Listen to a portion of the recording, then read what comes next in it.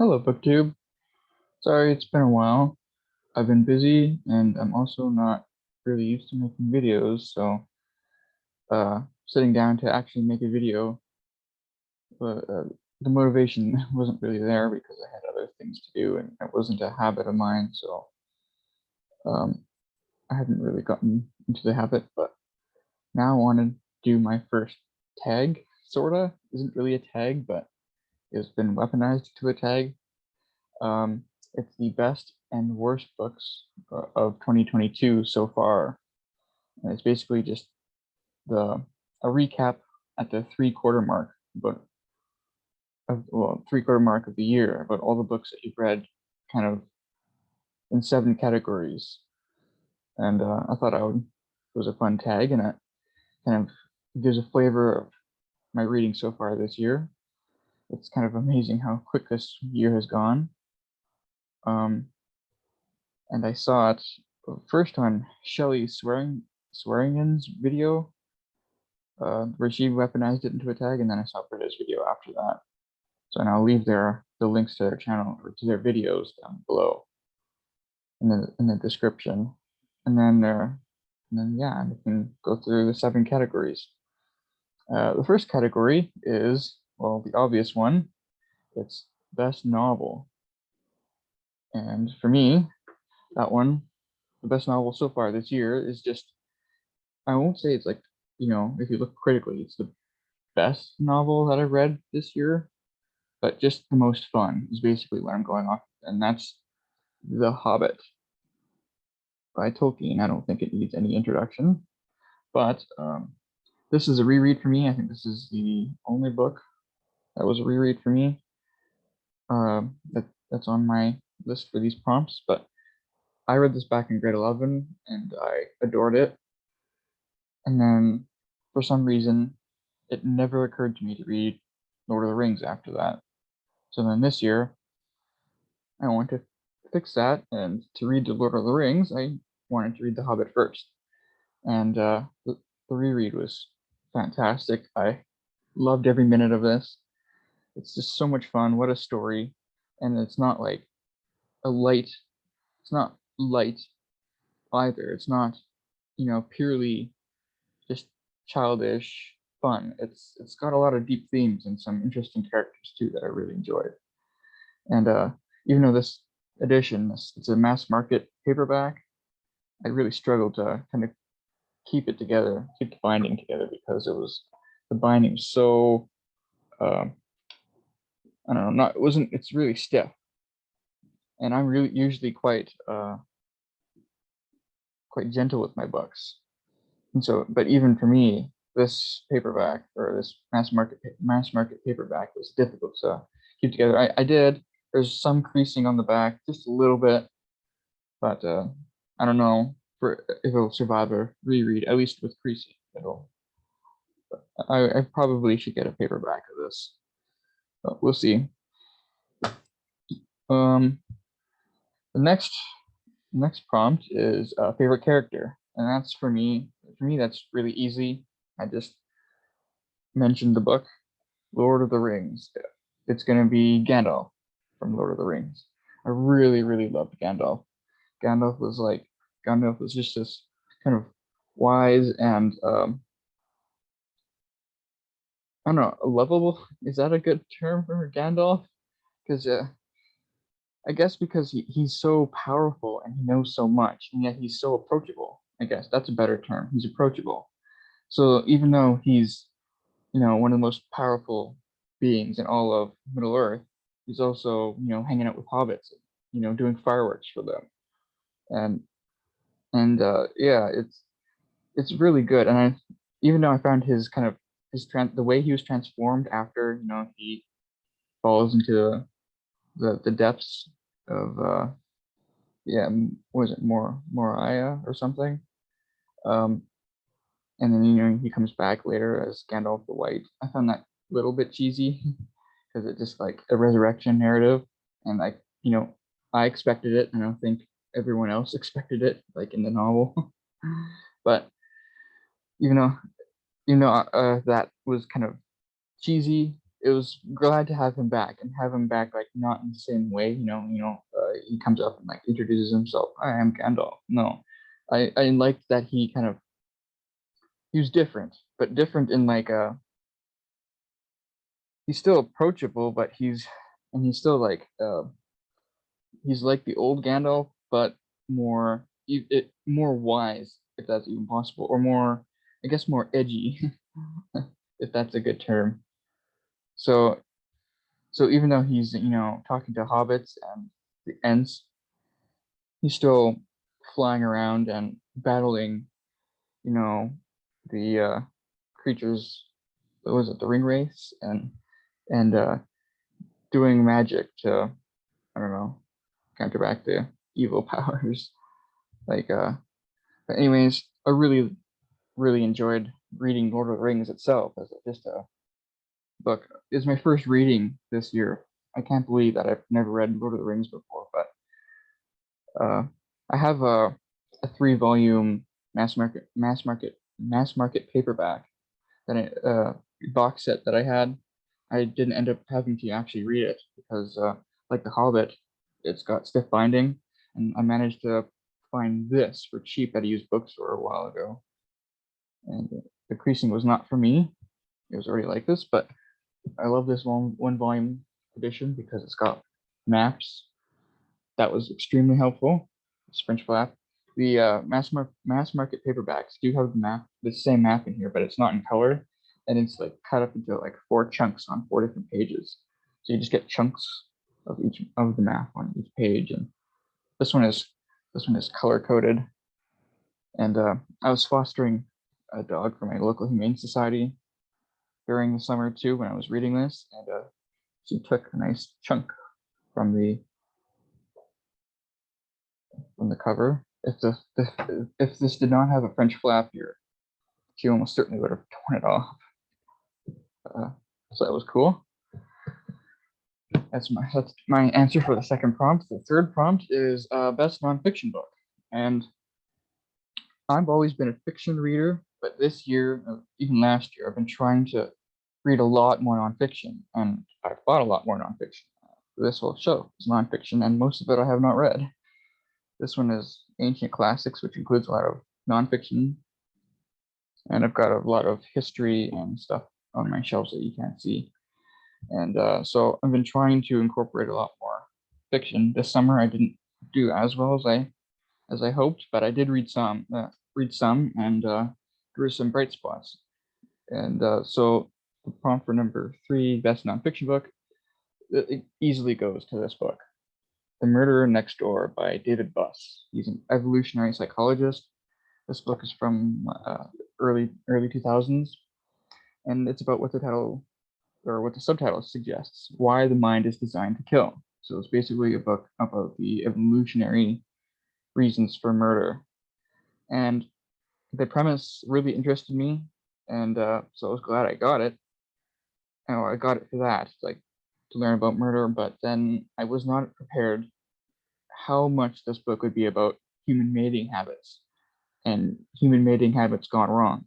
It's like a good 80-90% of this book. And normally I would be upset if the book is mostly about something that is not even mentioned in the description in the back.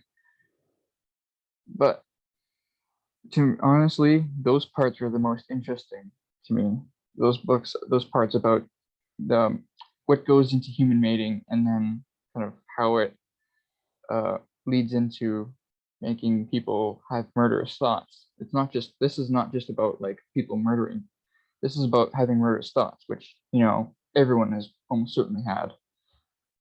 And then most people constrain them, but not everyone does. And the parts about mating have just revolutionized the way I kind of think about how humans interact, and just how prominent human sexuality plays into everything that we do and how we interact with people, for good or for ill. And what really excites me is that David Buss also has a book completely devoted onto the evolutionary psychology of human mating. It's called The Evolution of Desire. I don't have a copy yet. He's revised it like a few times, So the latest edition, I think, is 2016. That is a book that's like a must read for me, because if it's half, or if it's, yeah, half as good as this book, then it'll be a really good book. I really enjoyed this book. And the other part that isn't about mating in here is about public shaming. And I heard about this book from when I read John Ronson's "So You've Been Publicly Shamed" 2014 book about the early vestiges of cancel culture, basically, that was cropping up at the time. And he mentions this book. And I read that book when I was quite young, like in my mid-teens. But I remember he mentioned this book, and so I picked it up because of that recommendation, and I hadn't read it until this year. And I'm very glad I did, because this was a much better book than John Ronson's book, and just a delightful book to read, I think. Well, delightful in a different way. I found it delightful because I felt like I was learning something new on every page. That delightful, not because it's about murder and human mating gone wrong. The next prompt is the weirdest book, and I have two different candidates for that, and one's novel, and one's nonfiction. I don't have physical copies of them. I do have them both on my e-reader, not the cover. The cover is still G.K. Chesterton from my other videos I've shown. But the nonfiction one is A Room of One's Own by Virginia Woolf. It's very short. I have a Norton anthology of English literature that I used for my first year English class, and I keep it as my own now. I just poke in every once in a while. And I was on Instagram once, scrolling through people's book pictures, and someone had posted a short review of A Room of One's Own, and I thought I should just pick it up and read it because it's short. It's like 60 pages in the Norton anthology that I have. Small print, though, of course. And so I read the essay, and what I was expecting versus what I actually read was a lot different.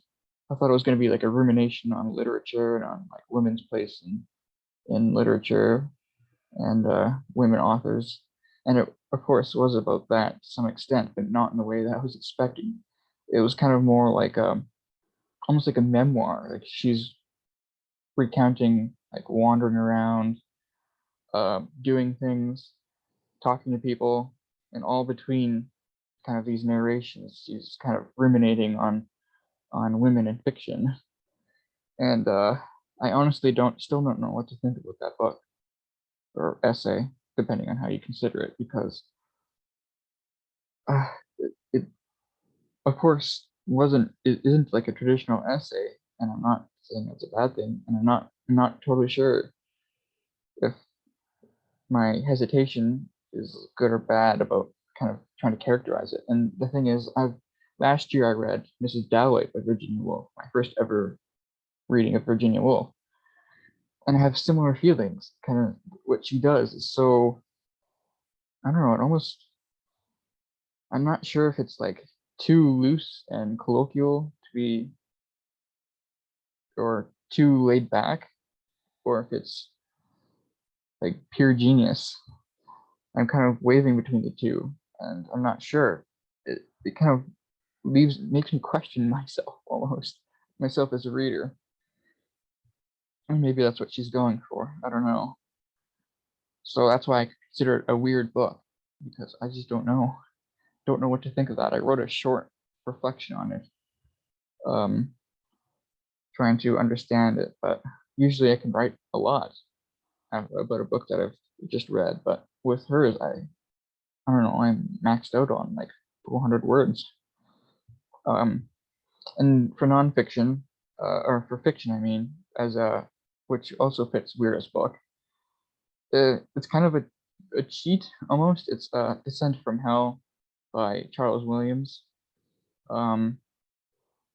It's a very short novel. It's also on my e-reader, and I read that was actually the first book I ever read on my e-reader. my e-reader. And in Canada, Charles Williams' books are in the public domain, so I got his book for free in the public domain, and I read it. It's like, I don't know, 170 pages,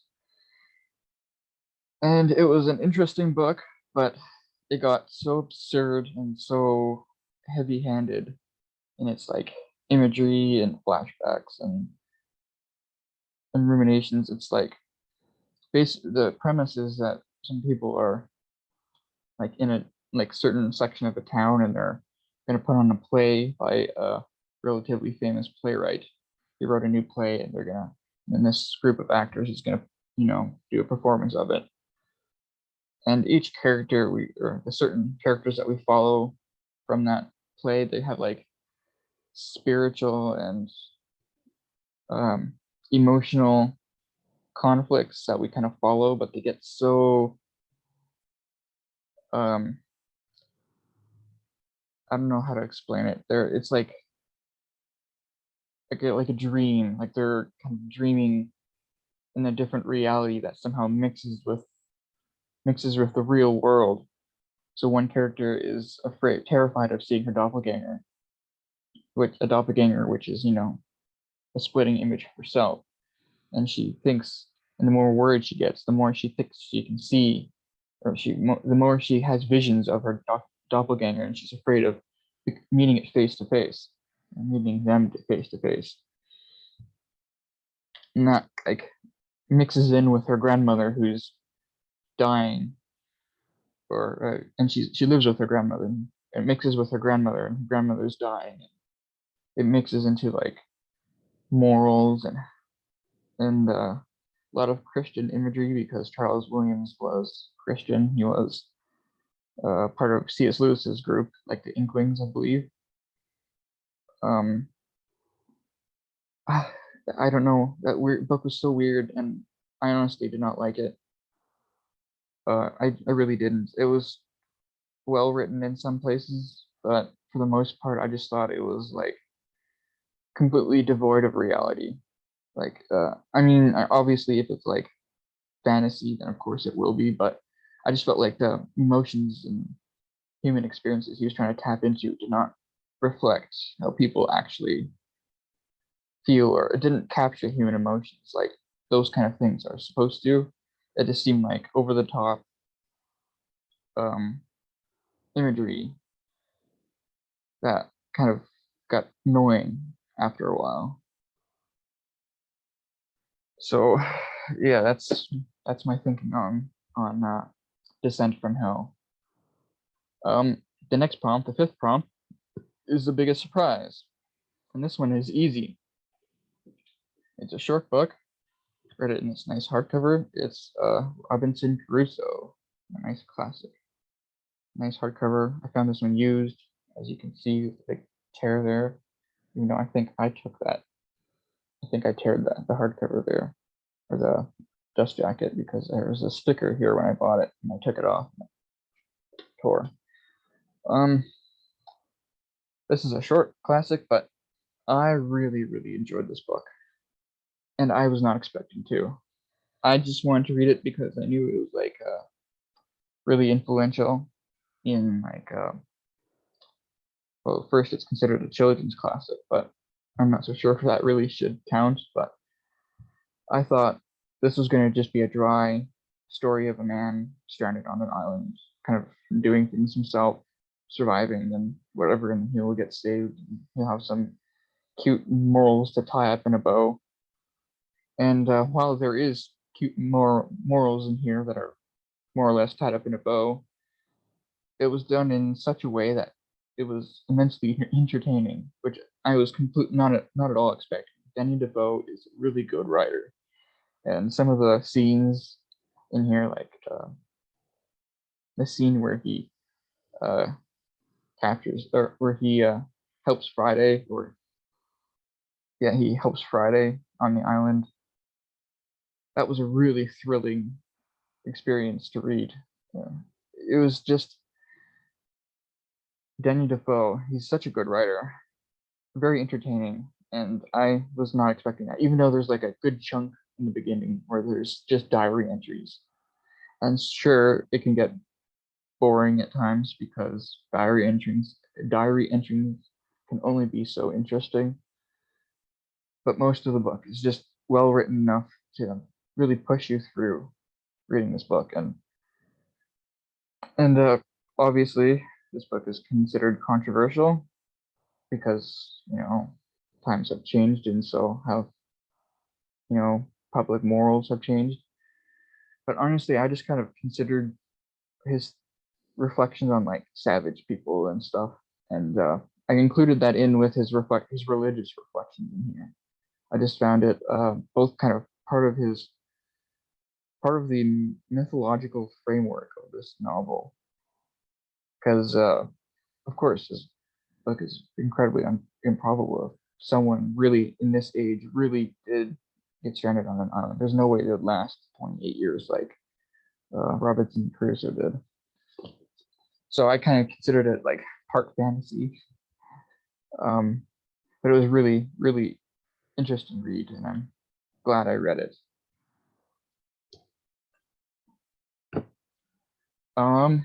Next prompt, number 6, the biggest disappointment. And this one really was a disappointment. It's my favorite author. I've read lots of his short stories, and one of his books is my favorite novel ever. And this is probably his second most famous novel, and it let me down. It's Ray Bradbury's Something Wicked This Way Comes. I did not enjoy this novel. I mean, not like I didn't like it, I just didn't enjoy it. It was like meh. That's how I feel about it. Very critical analysis, I know. But yeah, I love Fahrenheit 451. Like every phrase, every scene breathes and lives and thrills me every single time I read it. But I was putting this one off because even though I love Ray Bradbury, the premise of this book just did not interest me. Like about a carnival and some kids like come of age or something. That didn't interest me at all. And I read it and it still didn't interest me. I mean, it's got some of the good Ray Bradbury writing here, but that wasn't enough in this book to kind of carry me through. Of course, I read the whole thing. It's short and it's like relatively large print, I think. And it's really easy to read. Again, I kind of found this one over the top. Some of the kind of imagery and some of the happenings in here just struck me as just overdone. And normally with Ray Bradbury, I can handle that. It's done really well otherwise. But I didn't think this one was. I didn't enjoy it nearly as much as I gotta confess, I did not expect to enjoy this one a whole lot, even though this is my favorite author. So I don't know, like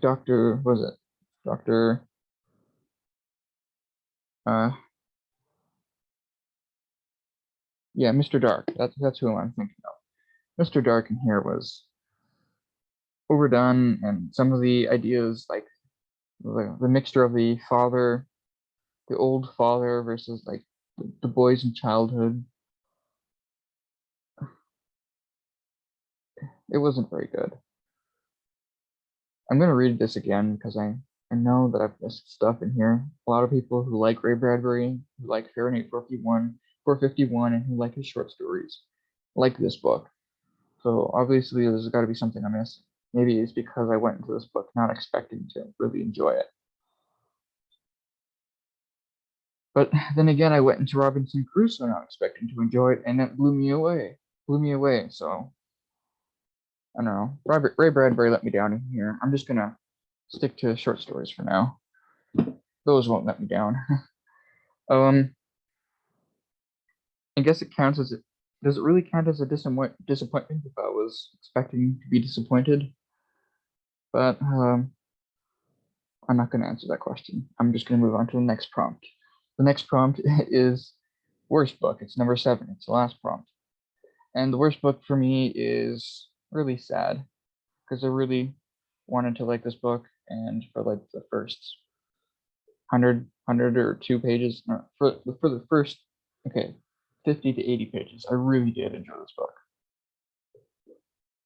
But I'll explain why it's on my worst book so far. It's Introduction to Politics, or Introduction to Politics by Michael Laver. And this is a book exactly as it says, an introduction to politics. Or invitation to politics. And he answers the table of contents. I found this at a used bookstore, and I looked at the table of contents, which I'll read here. And it immediately captured me, because this whole shelf is books on politics. Politics really interests me. And so he answers questions: why we need governments, why we don't need governments, who is governed, what governments do, making collective decisions, where decisions are made, how governments decide, politics between governments, and then he's got a conclusion about the politics of the future. And even though this book is published in 1983 in the UK, meaning it talks about UK politics most of the time, and I'm here in 2022 in Canada, I thought this book would still, I wanted to see how much of this book would still stand. And the first 2 or 3 chapters were thrilling to read. He really, he doesn't take himself too seriously, but he also is extremely informative. And I really, so the questions about who is governed, or why we need government and why we don't need government, those were really good, and they were funny. He was a funny author for those first three chapters. He was really engaging, and it was like a meta too, like basics. Why is there government at all, and why do we need government, or what are some of the theories of some of the explanations for why we need government or why we don't need government, and